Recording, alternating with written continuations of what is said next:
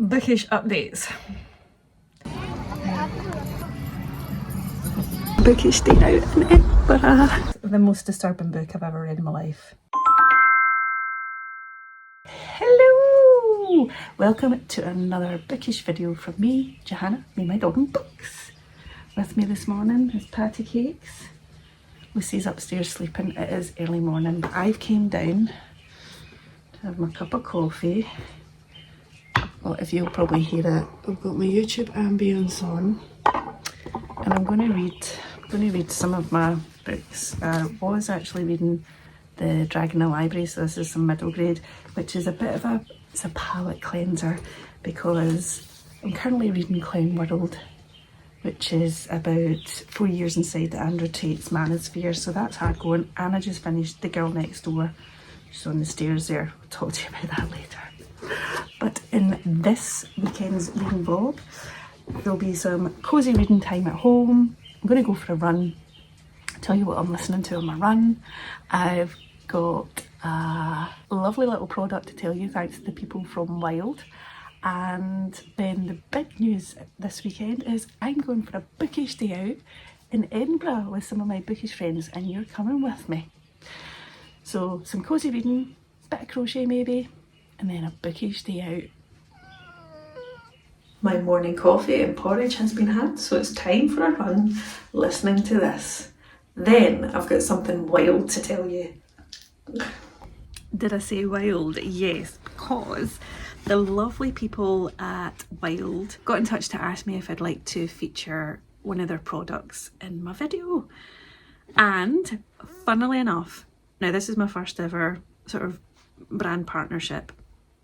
I would only ever do product placements or anything of anything that I genuinely use or would recommend, and that's always what I do with books. And I'll let you know, even if I get advanced reading copies, I'd let you know my true thoughts. And funnily enough, this is Exhibit A. I've been using Wild natural deodorant since 2020, 2021. I do their subscribe and save, where like I order like 3 every so often. Anywho's, this is not the one they sent me. This is Exhibit A, the fact I actually have and do use this product, this my deodorant. They're like natural, plastic free, enviro friendly, refillable, reusable skincare. Little did I know that they actually do not just natural deodorant. They also, so as they say on their website, they do natural products for your pits, lips and bits. I really like that. And right, so before I show you what they got me, this is like the normal sort of the refills, the scents and refills I get. Fresh cotton and sea salt and vanilla and coconut.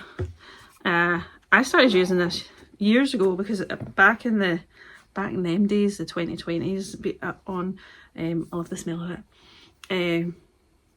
It's really easy to actually refill. You've got the wee bits at the side and pop it up. This one is the sea salt and cotton one that I always get. So I've had this for ages. So when they reached out, I was like, absolutely, because I really do love your product. And when I went on the website, I had not realised since then, they've obviously now do lip balm and body sort of care stuff. So as someone that is really dealing with a lot of dry lips right now because of the weather, I'm actually going to order myself a lip balm. Anyway, to what they sent me, so thank you very much. This say, look, refillable natural scent sensational. It says naturally effective ingredients, no single-use plastic, better for you, better for the planet, and just think how great you're about to smell. So look what they sent me. They sent me my own case. This personalised, has got my name on it. And if you've not heard me maybe moan about it before, I've got one of those names, Johanna, that I rarely get anything with my name on it, so I'm very excited about this. And it's dead simple, like that's what it looks like. And you use the bits at the side to, oh, what did I do? Well, this one's a newer one, so it looks different because on mine I've got the wee push-in bits at the side. It does tell you how to do it. Oh yeah, so that's how you pull it out and you put these, I'll show you in a sec. But anyway, They've got amazing cases. Actually, I think I got an email from them recently and they're doing like mini egg ones or Eastery kind of ones. But lo and behold, so they always have different sort of limited edition scents. Who knew that I would actually get Bookish ones? Yes, Bookish ones. Because these scents that they've sent me, right, are all from Alice in Wonderland. How amazing is that? By the way, all the packaging's like compostable, so that's even more amazing. I've got this one, which is the Queen of Hearts Cherry Tarts, which this was Smell-O-Vision, so that's nice. This one is Alice's Secret Garden. Oh, that smells amazing. And this one is the Mad Hatter's Tea Party. What's that smell of? Oh, it's nice and fresh, and oh, these are sublime. So I think, well, how fitting is that all of these are Bookish related? So they'll be getting on my pits pretty soon, I'm not going to lie. And so what you do, oh, which one should I put on first? Oh, well, since the weather's nice, we'll put on Alice's, I'm not going to actually demonstrate putting on my pits, don't worry. Alice's Secret Garden. Oh, it smells amazing. So it's got a wee thing here, and actually see when this finishes, I just put this in my compost bin and I put it in there, right, like so. Then I've not practiced this beforehand, I should have done. Pop it that, and then what you do is you just use that to turn it, and then you've got the bam comes up. Smells amazing. And then once it's done, you're gonna just pull it out. But look, I'm very excited about my new personalised one. Oh, I've got it the wrong way around. Hold on. Look. Johanna! There's own deodorant, don't touch. Hands off, people in the house. There's only be the OH. So, because they very kindly sent me this, they've also given me a discount code and a link which I will put here and also in the video description, so you can click on that and you get a discount if you want to order anything from Wild. No pressure, but I've been using it for years and love it, and now I feel like, well, I wish I'd done this like before I get changed and washed after my run, so that'll be after tomorrow's run. So oh my god, and I totally missed.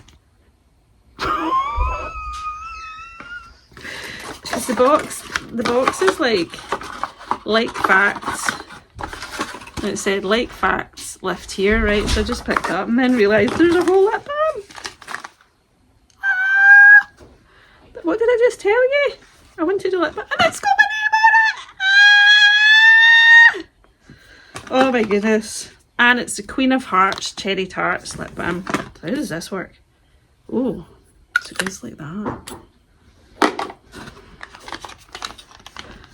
Oh, I'm so excited. Literally, clearly, and it's vegan, by the way, for anyone that cares. I do because I'm vegan, but following the instructions. So similar, this is compostable. Pop the lid off your lip balm case.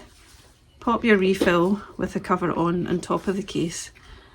I really should have read this and figured this out before I recorded it. David, I got a lip balm too. He's not hearing me. So you put it in there. And then carefully slip the cover over your refill. Twist down into position. Slip like that, and then... oh! That's, and it comes off. Oh, it just pops off. Simple as that. This is cherry tart. No, what is it? Queen of Hearts cherry tarts. Oh my god, I love it. Oh my god. Whoop-de-doo. Whoop-de-doo, guys. I have my own lip balm case and my deodorant case. Thanks so much to the lovely people at Wild. If you want to try it for yourself, check the link in the description.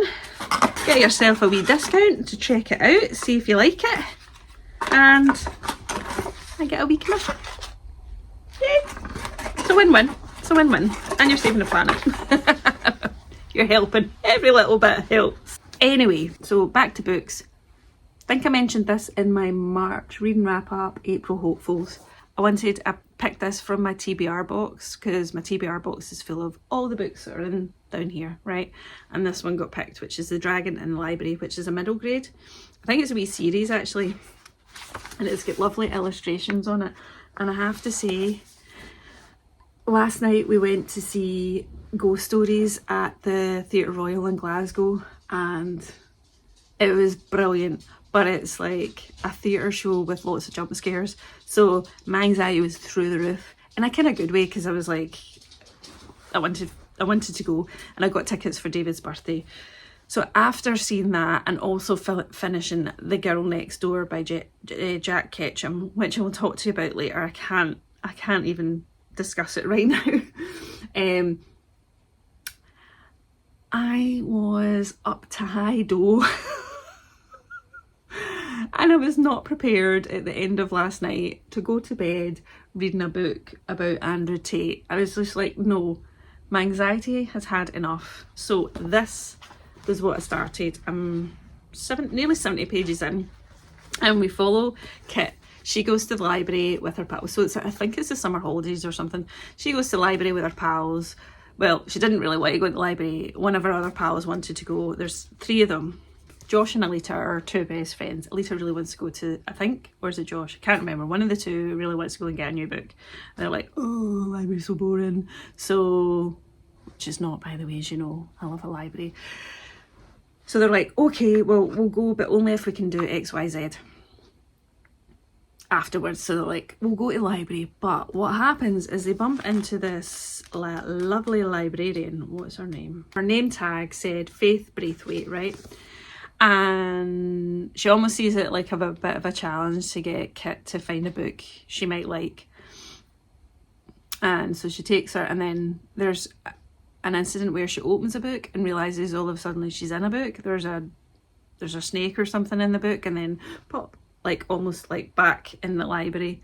And that's where Faith, the librarian, tells her, this is unusual, you're a wizard. And then she starts to explain what these wizard capabilities are. And so, do you know what? It's really fun. So if you get any young people, it actually starts with Kit can't stand reading. So she's going to discover a new love of libraries. And I think I might stop there for now, because it sounds like, and I won't complain because it's not me doing it right now, but the other half is mowing the lawn. So that's the noise outside. So I've got some other books to tell you about. I've got some reviews, so I'll tell you later since the mowing is underway. And I will head out and do some gardening while listening to the very end, because I started listening to it on my run, listening to the very end of I Who Have Never Known Men. It's wild, dystopian, wonderfully written, so I'll tell you more about it later.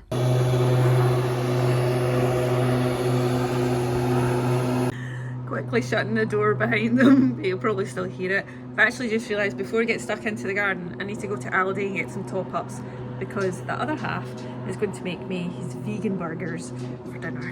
Yay! So I'll take you to the shops, but I thought I'd better say that now, because anytime I try and record you in my car, because my phone connects to the car, like it never records anything, like never records the sound, so it's a totally actually moot point of doing that. So let's go to Aldi. Let's not spend too much, and don't look in the middle aisle. Am I looking at the middle aisle? Yes, I shouldn't be looking at the middle aisle, but I am. They've got all their special buys that I don't need. Sweet and salt popcorn. Let's have a nosy.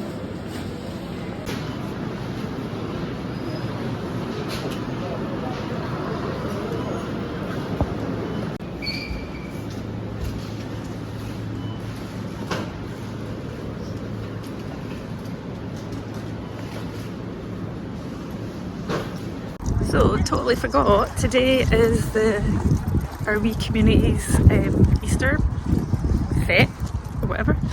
So I've got Lucy, which has got Tate, I can see her there. So heading down to have a wee nosy of what's there. I think there's like big giant bunnies dressed up in food and stuff. So we'll have a wee nosy.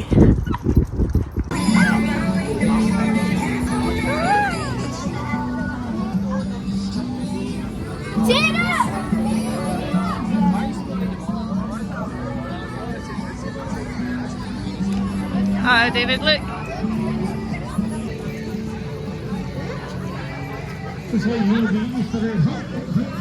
Oh.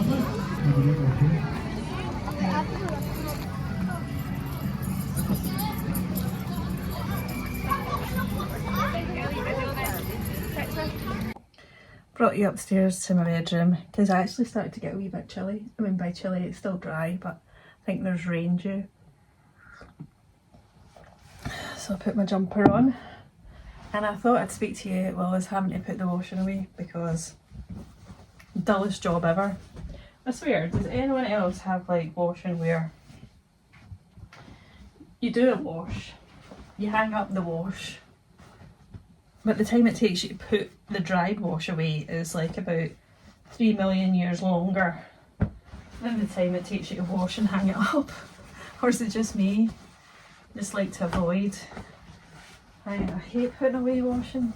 Boring. It's boring. That's why actually it's a good thing for audiobooks. Audiobooks, chores. Gets me through so many chores, I swear. Anyway, I know the light's not great here, so apologies for that. But I thought I would come at you with some bookish updates. Finished this on audio. It's less than 200 pages, and then I finished this, which I started at the end, which I started last weekend. It's a nice floppy one. I'm going to deal with the most disturbing book I've ever read in my life. I can't hold it up to you while I'm talking. Right, so in this story, I don't actually know when it's set. I don't know. It's based on a true story, right? And don't judge the way I put my things on the hangers, by the way. I care not about how I hang things and fold things, and I don't iron. Anywho's, off tangent. I'm trying to avoid trying to discuss this book because it was hard. Right, so it's a fictionalized. Well, it's a story based on a true story, which is effectively about a young girl, two girls actually, sisters, who were, oh, that was me washing the weird fish dress I got. Sorry. Am I avoiding talking about this book? Am I avoiding talking about this book? Yes. But, wow, right. This book, narrated through the eyes of or narrated by a young boy called David, who was part of the young group of kids in this neighbourhood who ended up participating or just observing, both are as complicit in the brutal torture of a young girl called Megan and her sister Susan. So her sister Susan wears, I think she's got mobility issues because she's got braces on her legs, so her mobility is a bit limited, and her sister Megan tries a lot to protect her. They are being cared for, actually being just held captive by, I think, their aunt. Anyway, their parents are no longer alive, so that there is the issue. And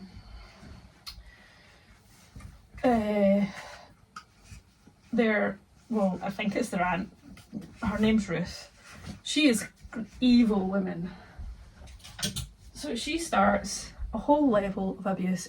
If you could think of the worst type of abuse and then just times that by 100, and because it's narrated through the eyes of a young boy, what Ruth starts to do is bring a couple of the young kids, including her son and his pal, or her son, into observing some of the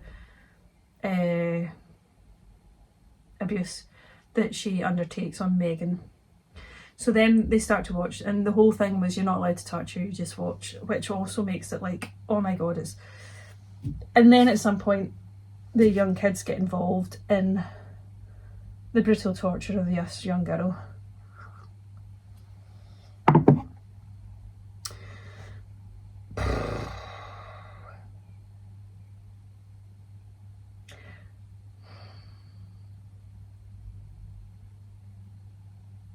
I actually don't know what to say. Why did I read it? Because see, when people, well, I've heard lots of mixed reviews. I've heard it's heartbreaking, it's a terrifying true story based on true events. And I thought, well, what is this true case? Some people have DNF'd it, some people have found it too disturbing.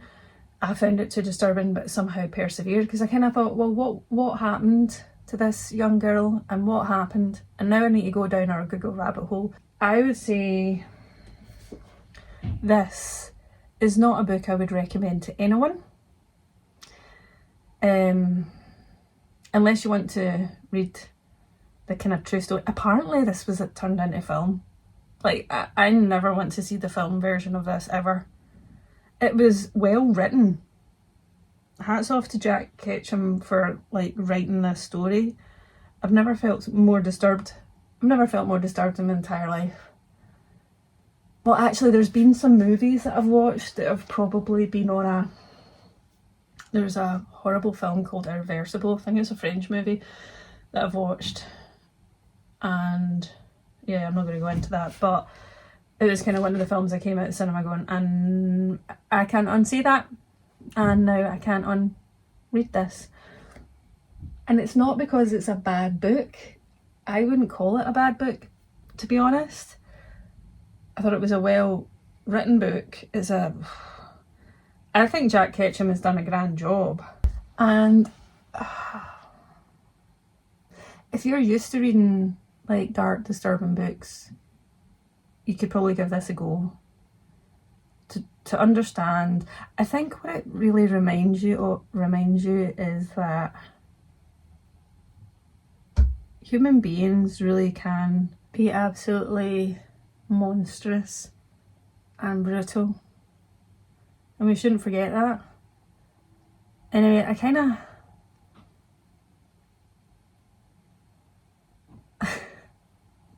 don't know what to say.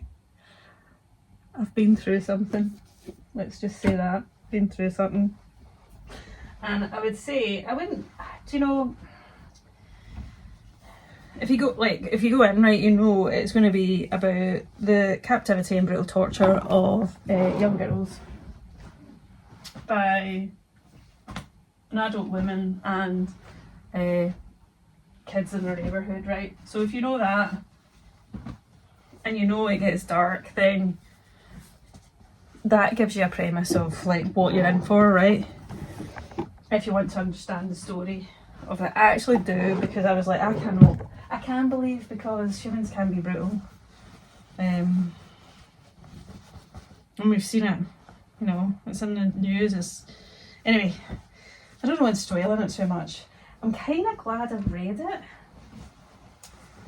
And by that, oh, these aren't washed. I'm glad I read it, because it's been a book that I've had on my list, because I've heard such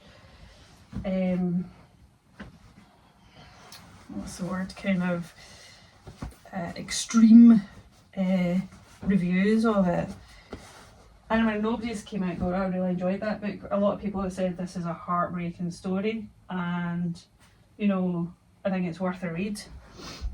And I would to an extent agree with that, but I don't think many people would be able to read that book. I can understand why people DNF it, to be honest, because I had the paperback, but I managed to get the audio on Libby in the library. Excuse the noises, my drawers are down here, and I'm not sure I would recommend audio as the best means through which to... I'm gutted, by the way. I got pasta sauce on this and it's not fully come out. I think I could just wear it anyway. Who's going to judge me for the pasta sauce marks? You can tell I'm just trying anything but everything to not really talk about this book. Well, I think I've spoken about it quite a lot here. Yeah, that was an experience that I never want to reread it, and I never ever want to see the film version. In the same way, do you know when I read, and it's not as dark at all. See, when I read the Mr. Mercedes trilogy by Stephen King, which is dark, nothing like that, but it does have dark elements. It's a kind of you know, Stephen King dark, so you know it goes dark, kind of Karen Slaughter dark, and so I decided to watch, is it in Prime? I can't remember, but there's the TV dramatisation of the books, which I have to say, great actors and a really well done. But there were certain scenes from in that book between some of the characters that as I was watching it, I was like, oh, I forgot that happened. And then I literally couldn't watch it. I was like, I can't. And that's as someone that reads dark books. But anyway, that was that. I'm not even going to rate it. I don't know what to rate it. I just don't know. This, however, I finished today. I Who Have Never Known Men by Jacqueline Harpman. It's less than 200 pages, about 180, right? Wow. So we have an unnamed narrator who wakes up, well, not wakes up, sorry. We start the story with the unnamed narrator who is being held captive in a cage with about 40 or 39. She is the 40th other women. We don't know why, and we know that she's been raised pretty much in captivity. There's guards around them, and they have a very limited life. And then one day, I don't know if sirens go off or something, but anyway, I mean, they've got the basics. So it says, watched over by guards, these women have no memory of how they got there, no notion of time, and only a vague recollection of their lives before. As the burn of electric light merges day into night and numberless years pass, a young girl, the 40th prisoner, so this is the narrator, sits alone and outcast in the corner, but soon she will show herself to be the key to the others' escape and survival in the strange world that awaits them above. So at some point, there's like 6 guards. At some point, they all disappear. Like, something happens to them. They're no longer there. And so the women decide to kind of leave and travel and move. And at this whole point, you don't know, like, at what point in time this is being told, where it's set.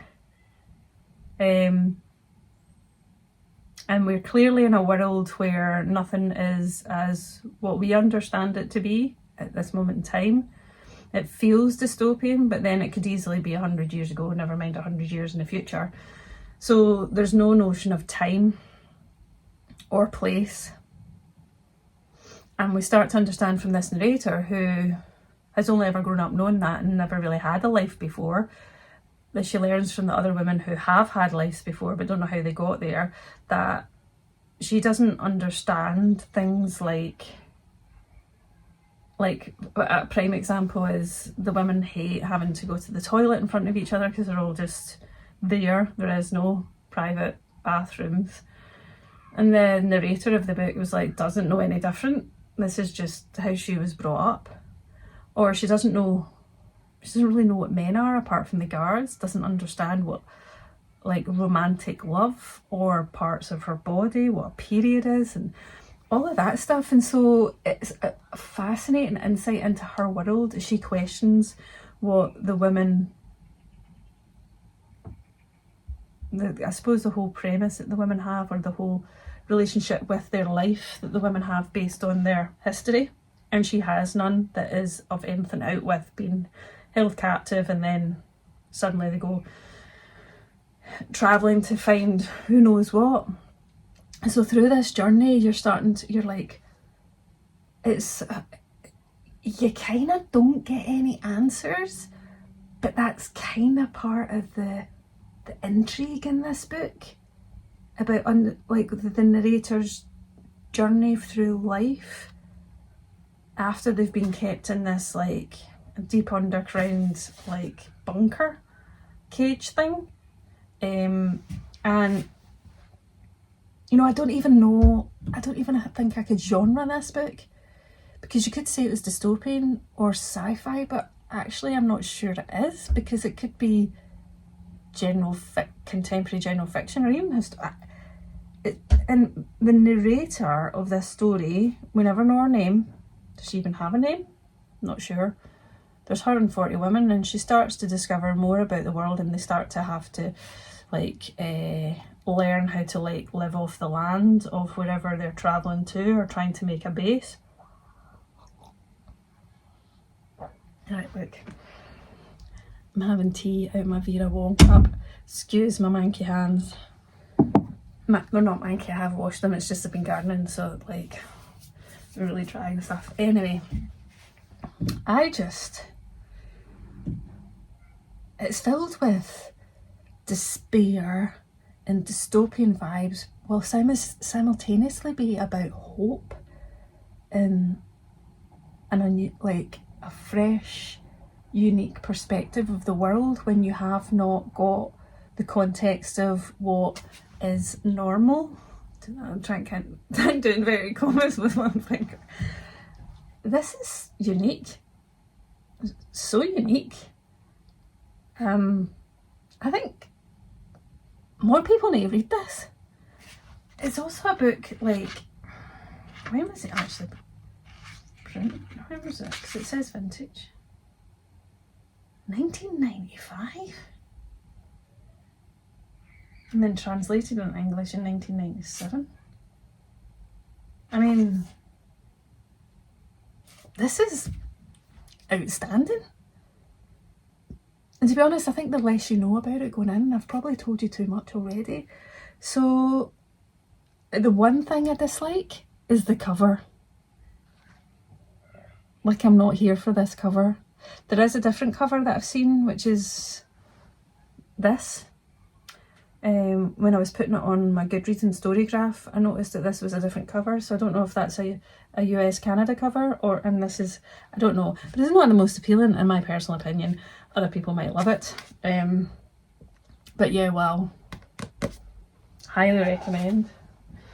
It was like, it's not dark, but it is like I literally don't know how to I don't even know what genre it is. I don't even think it wants to be put in a genre, if you get my drift. So yeah, wow. And actually, I now have all my little piles to put away, so you have helped me, so thank you very much for that. You've helped me get through one of the dullest chores, other than cleaning skirting boards or something. Anyway, that's now 6:15. The other half is going to make vegan bean burgers for dinner. So I'm just going to take the dogs one more walk. I'm going to start a new book on audio. I haven't decided what yet, so I'll let you know laters. And so I'll walk the dogs first. I'll put this away. I need to like intensely moisturise my hands. I do have gardening gloves, but I kind of like working in the garden without gloves. So tonight we're going to start the first episode of a new series of Black Mirror. I have been warned that the first episode will rip my heart out and make me utterly depressed, so I'm kind of hoping to watch it earlier in the evening so I can finish it off with something a bit more light-hearted. So I'll report back. These are the burgers. The other half is made. Mostly made with kidney beans, and then he's got his what's the sauce called? Big Mac sauce that you make? It's a vegan Big Mac sauce. Vegan Big Mac sauce. Well, Big Mac sauce. And then I don't have it with vegan cheese. Well, that one, please. Get chunky chip shop chips. I'm just going to load it up. Yum, yum, yum. Ready to have dinner. The kids are having, I have to put these blankets on because they get Kongs with peanut butter. And so the peanut butter doesn't go everywhere. You enjoying your peanut butter? Yeah? Baby eyes. Now if it works. You enjoying yours, Patty? Yeah. I'm on 500 par on this side. You'll love the peanut butter. It's Sunday morning. I've got the ambience on and I'm reading more of Clown World 4 years inside Andrew Tate's Manosphere. It's actually like I'm about, is that nearly halfway? It's wild and fascinating to try and understand more about this absolutely bonkers man, like dangerous man. It's really interesting. I might need some light reading after this, right enough. But the sun is out. The sun is out. So I'm about to take coffee up for the other half. And because today he's got football he wants to watch at midday, and then the Masters, which has been his whole weekend. He adores golf, so he does. So that gives me plenty of time to get stuck into the garden, and I'll do some. I never got any crochet or sewing done yesterday, so I might do a bit of that. But I think we're going to go for a wee cycle first. But I'll check, we'll take up a coffee. And if I go a cycle, I'll take you with me. But having a quiet day today because tomorrow is the big Bookish day out in Edinburgh. Coffee has been delivered, and update, don't think he's in the mood for a cycle. So I am going to do a quick warm up and go for a run. Listening to, this, I'll show you. I started this on audio from the library, Demon Copperhead. So I've gone in relatively blind, other than knowing it's set in Appalachia and it's maybe about the opioid crisis. I'll let you know. Post run, showered, washed hair. Kidsies are down here wanting out. So I'm gonna let them out. It's not as warm as it was yesterday, which I don't mind. Come on, Patty. There you go. So the other half has got football on today. Well, watching it, it's just started. So I'm gonna leave these guys tooting around out here. And I'm going to go and pick up, we've run out of kindling for the fire. I'm going to go around and pick up some compost and maybe do some more pots whilst listening to Demon Copperhead on audio, which I'm enjoying. And while I was getting ready and stuff, I was watching the reunion, season 14 of Real Housewives in Beverly Hills. I just love watching that show, and I'm not guilty about it. Anywho's, catch you later, maybe in my garden. He's been out helping me in the garden, so I got some compost and I've been kind of topping up the bed in here, so now I need to water it all and then hope that Lucy and Patty don't use this as an area to walk and eat on, as I can only do. These are all like the wildflower seeds that I planted last year that seem to be coming up, so I'm hoping this turns out. Let's see what she gets up to. Please don't go in the new compost. Last few evenings I've seen her come in with a big muddy mouth because she's just been eating my dirt. Don't do it. Don't do it. Oh, she's always up to mischief. Huh? So far she's behaving herself, aren't you? Aren't you? Aren't you? So I'm about, I don't know, 15-20% into Demon Copperhead. I'm really liking the narration because it's through the story's been told through the eyes of Demon, a young boy who's born to a troubled mum. She's in and out of rehab at the moment, and he's kind of going in amongst foster care and stuff, and so you can understand, so seeing this all through his eyes is quite, but he's got like good friendships. He doesn't like his mother's boyfriend.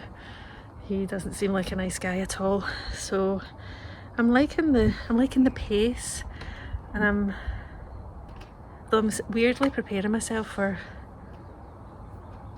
heartbreak, I think, at some point. I think I referred to when I started the book to say I thought it was something to do with the opioid crisis, but maybe I'm wrong.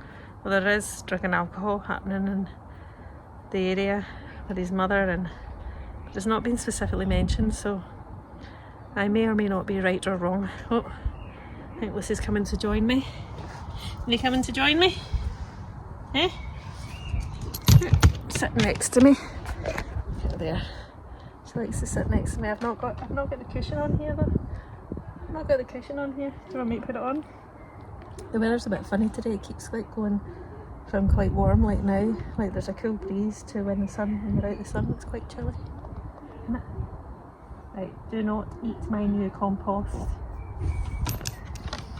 And see how long that lasts. It's time for my bookish day out in Edinburgh. So I've come to my local train station and the train arrives in a couple of minutes.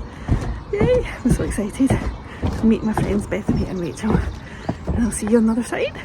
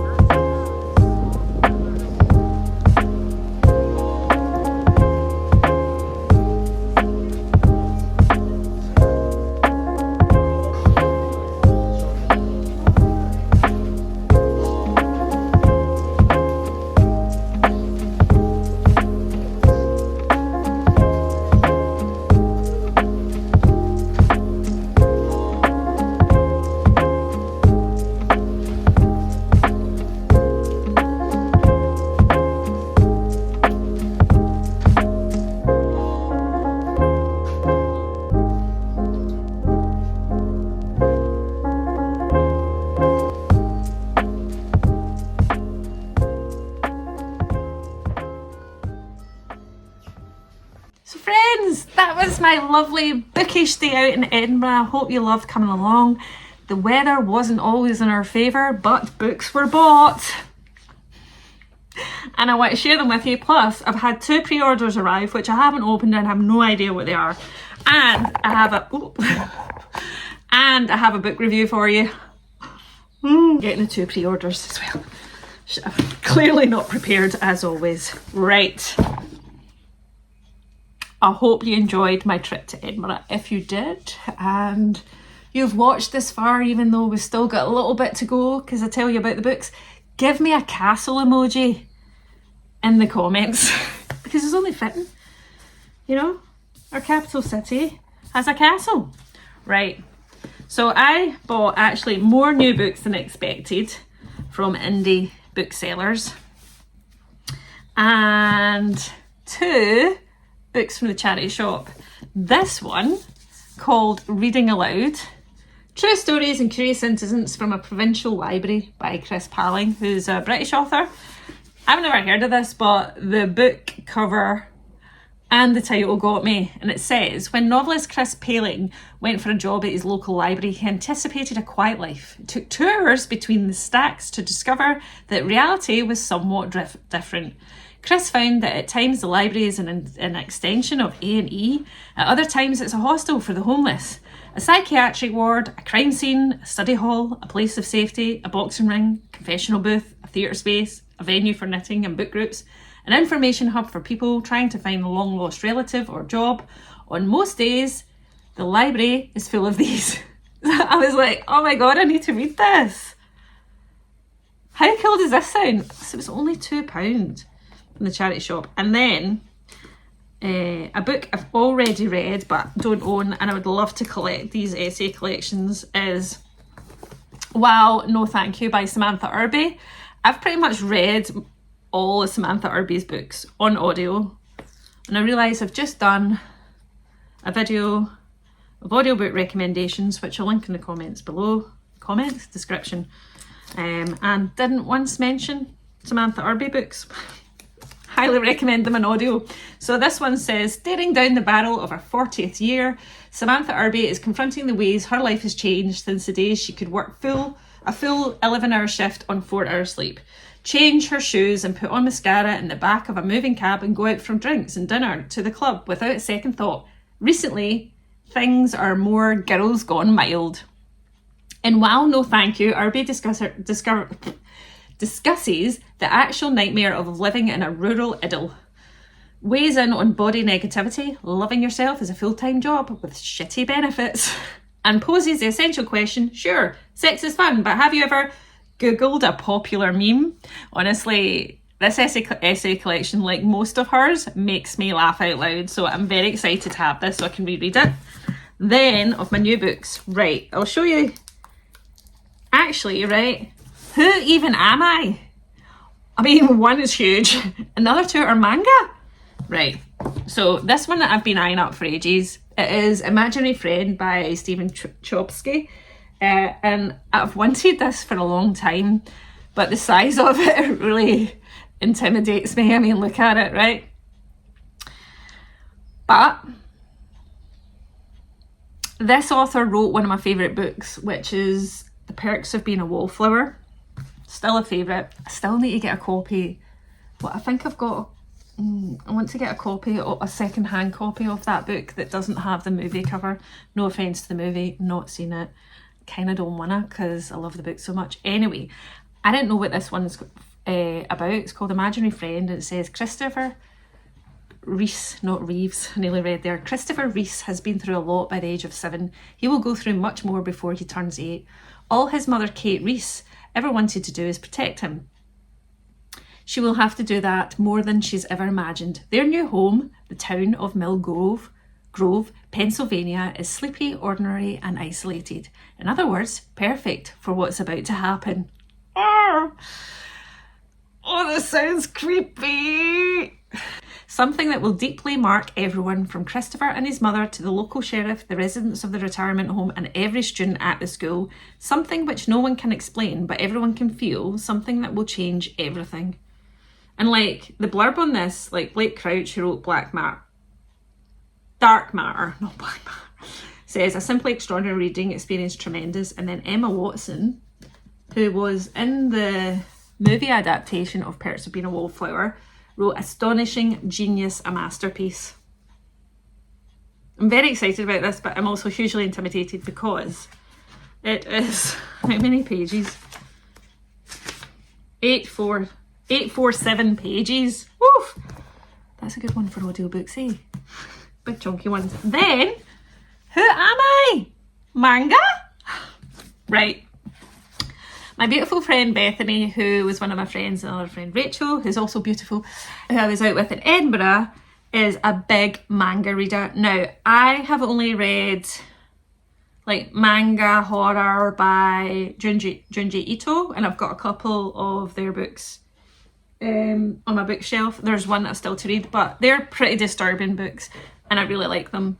However, after reading The Girl Next Door and this one, which I'm about to tell you about, I was saying to her, I was like, I just want some, maybe I'd like to try some manga that feels like Animal Crossing in a book.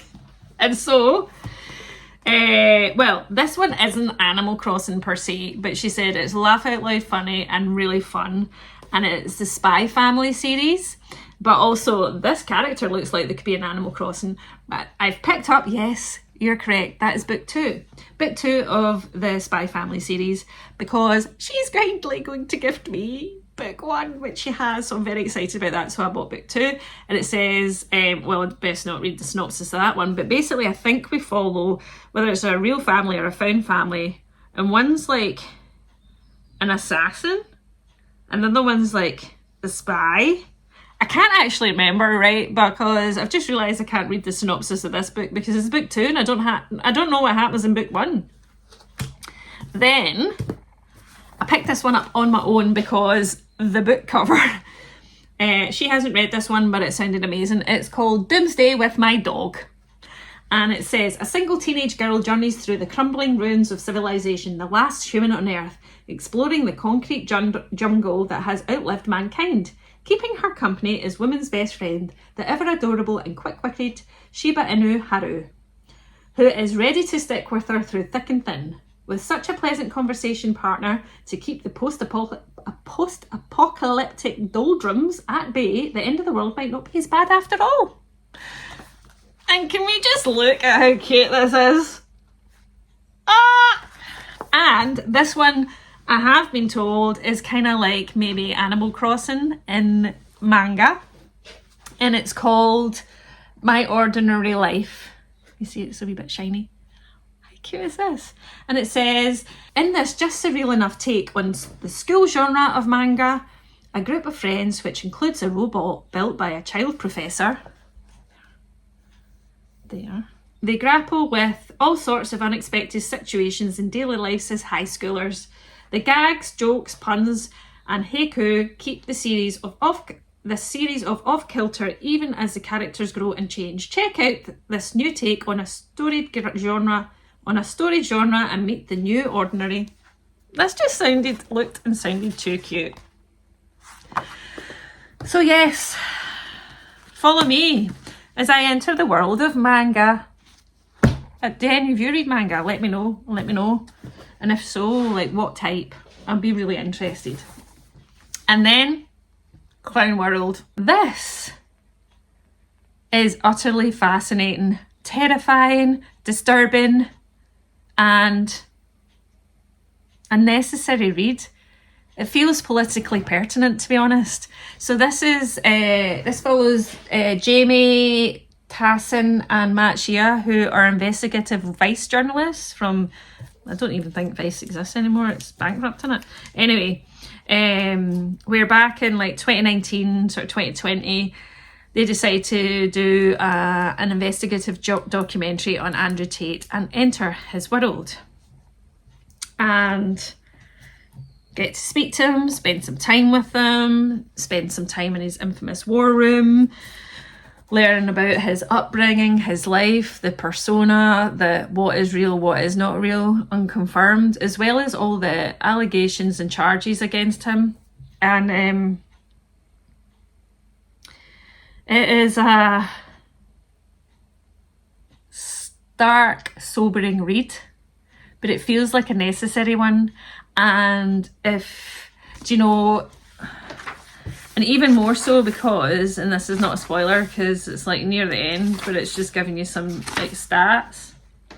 And it says, which this, some of this terrifies me, but they do follow on with, you know, what can we do, or what should we, what can society do? But it says, people think Gen Z is progressive, but in many ways it's the most anti-feminist generation in modern history. That chilled me to the bone. It says, on the 26th of January 2024, the chief data reporter for the Financial Times, John Byrne Murdoch, published a graph that quickly went viral. It showed that an unprecedented ideological divide was emerging in many countries around the world. Young women were becoming more progressive and young men more conservative. Gen Z is 2 generations, not 1. Men under 30 are part of the group most likely to feel threatened by advancements in women's rights, and 52% of Gen Z think that we've now gone too far in promoting gender equality, that we're discriminating against men. If that doesn't chill you to the bone, I don't know what will, but I highly recommend this. I suspect this would be really good on audio, but I didn't have access to an audio, but I got this one from my library. And then, last but not least, 2 pre-orders that came this week, and I haven't opened because I was waiting to share it with you. I have no idea what these are about, what they are. I try and open them without ripping them so I can reuse bags when I send them to people. Live reaction coming. Oh, I have no idea what this is. I vaguely remember ordering this. It's Delivery Woman, Stories by Eva Wiles. I'm sure one of my lovely Bookstagram friends have shared this because I have no idea why. So it's fiction and it's short stories. Eva Wiles has a knack of skewing life in all its messy glory, and she does so with an unwavering eye, visceral and deeply sexy. These stories wriggle under your skin and tug you long after reading. Delivery Woman is a stunning debut collection from Eva Wiles, 13 short stories that dive into the complexities of human connection, the pursuit of meaning and modern day loneliness, which I'm very excited for. The cover is stunning, it feels artistic, but the visceral and deeply sexy has thrown me a wee bit. So keep you posted. Totally forgot I'd ordered that. This is what happens when the double points, triple points happen on Waterstones, and I jump in and do pre-orders because you don't pay for them until they're published, but you still get the extra points. Them's the rules. And I appear to have accidentally oh my god, my pre-ordering is out of control. I've clearly ordered 2 of the same book. I'll be taking this back to Waterstones then. What an absolute numpty. I don't even remember doing that. Right, well, this is going back for a refund. Thankfully in the office at some point this week. So, I'll be taking that back. Oh! I did wonder what 2 books were coming out in the same day that I'd ordered, but there we go, the same one. So that there has been this weekend's weekend reading vlog. I hope you've enjoyed all our adventures together. And if you've got any questions, please ask them in the comments. I love chatting to you in the comments. And let me know what you're up to this weekend. And if you love this video, please do like and comment. It makes such a difference. And if you don't already, please do subscribe. And I look forward to seeing you in another Bookish video very, very soon. Cheerio!